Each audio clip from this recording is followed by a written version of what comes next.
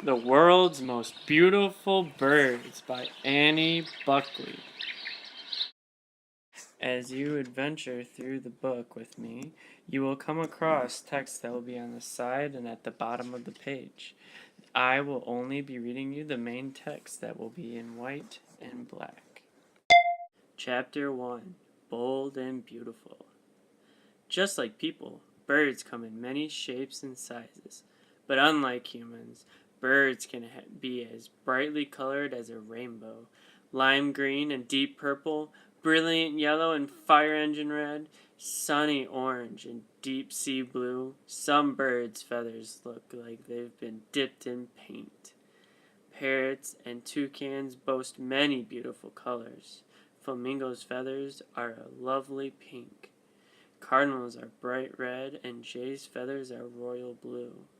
Peacock's feathers are silvery green and purple. There are nearly 10,000 different types of birds in the world. Here's a look at some of the most amazing feathered friends. Parrots and toucans have many things in common besides their bright colors.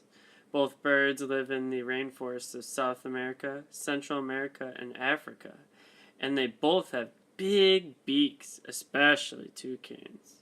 Some toucans' beaks are half as big as their bodies. The toko toucan is the most common toucan.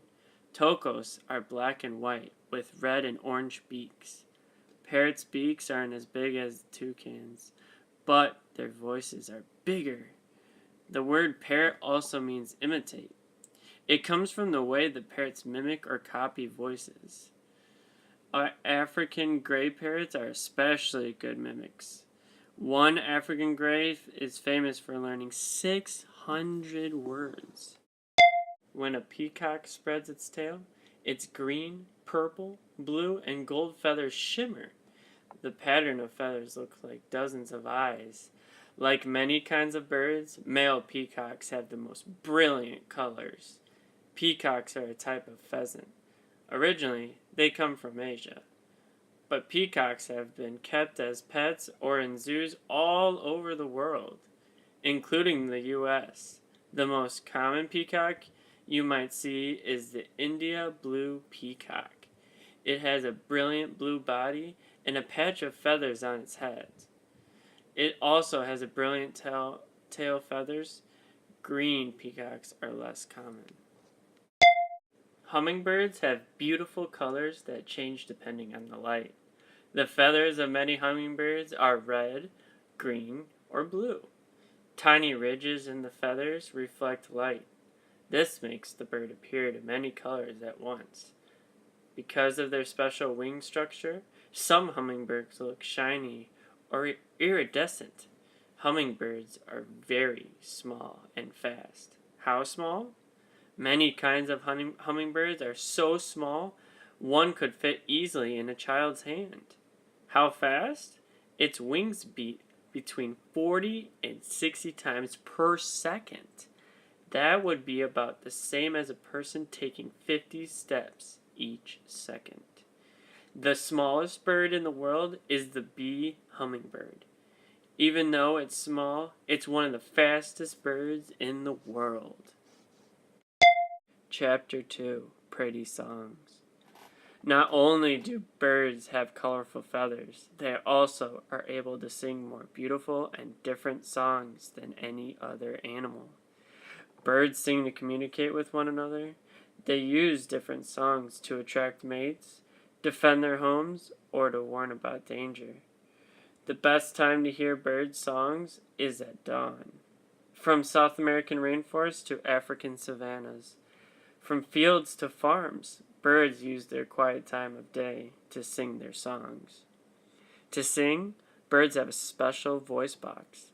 A bird's voice box is located lower in the body than a person's. Birds have muscles that let their voice box vibrate in different ways when air passes over it. This is how birds make sounds. A songbird is a bird that has a very musical call. Many kinds of songbirds can be seen and heard throughout North America. Their bright colors and varied songs are common in parks, yards, woods, fields, and even playgrounds everywhere. Eastern bluebirds have bright blue, can be seen in fields and grasslands in the eastern United States. There are many yellow and red songbirds too. Several types of warblers have yellow feathers. Scarlet tinglers have bright red body feathers and black wings. Robins, of course, have red chests. Whether they sing softly or screech loudly, all birds come from eggs. Birds' eggs break easily. Other animals like to eat them too. To protect their eggs, most birds build sturdy nests. Before making a nest, males sing or dance to attract a female. Then they claim an area and build their nest. The most common shape of nest for North American songbird is a bowl. It's made of twigs and leaves, and it is lined with soft grass. Other birds use different shapes and materials. Some swallows build nests in high places out of clumps of mud. They line the insides with grass or feathers. Eagles are bigger birds. They need stronger nests. They use large sticks and branches for their nests. Eagles start by placing sticks to form triangles. Then they add more and more sticks that form triangles. Soon the nest is sturdy and ready to hold and protect the future soaring eagle. You can help these wild birds learn to nest in your backyard or neighborhood. To encourage birds in your neighborhood to build nests nearby, leave small pieces of string or yarn in your yard. String should be short, no longer than 4 inches. Leave them on tree branches or across clotheslines where the birds can find them. A nesting box will also give birds a safe place to nest. Different types of birds need different kinds of nesting areas. So read up on the types of birds in your area. Then you can give them the right homes.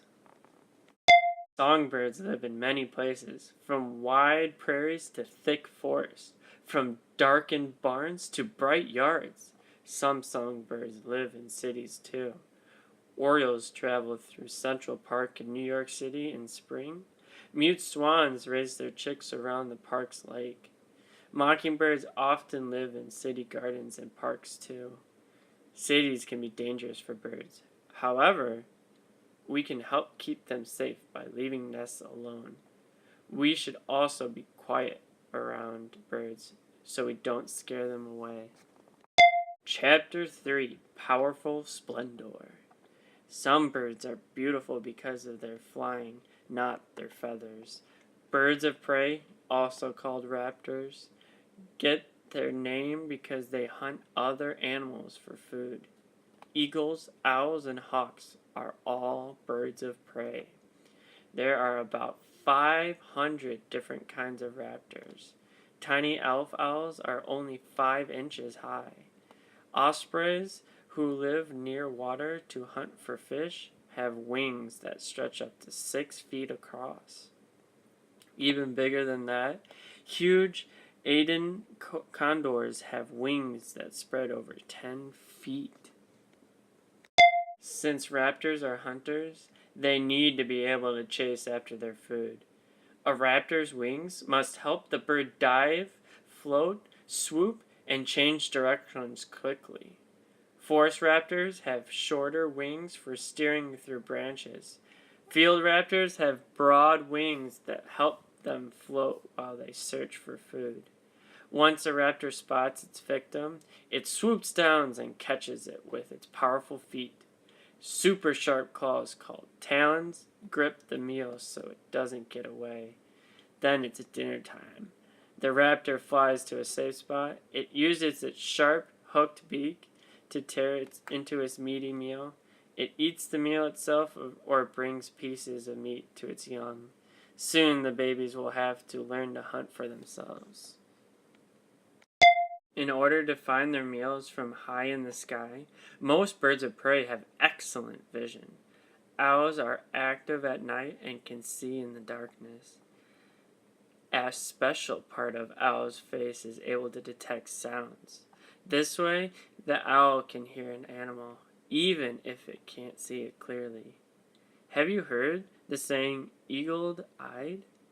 This is used to describe someone who can see very well and notices everything. It comes from the eagle's excellent eyesight.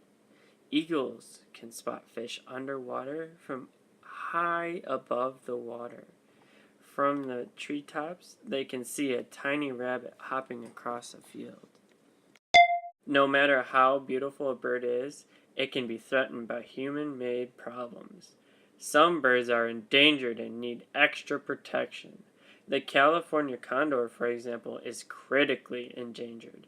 This means there are fewer than 50 adult birds left in the world. The land that these birds live in is getting too crowded with people for them to survive. People who work to save birds are called conservationists. They try to protect birds by keeping safe places for them to live. If you see a bird in the wild, try not to touch it. It is a lot of fun to watch beautiful birds, and you can help to keep them safe by not touching these fragile creatures. This concludes the recording of the world's most beautiful birds. To continue learning, check out the glossary in the back. This has all the bolded words that you saw when I was reading. These will tell you the meanings of the words.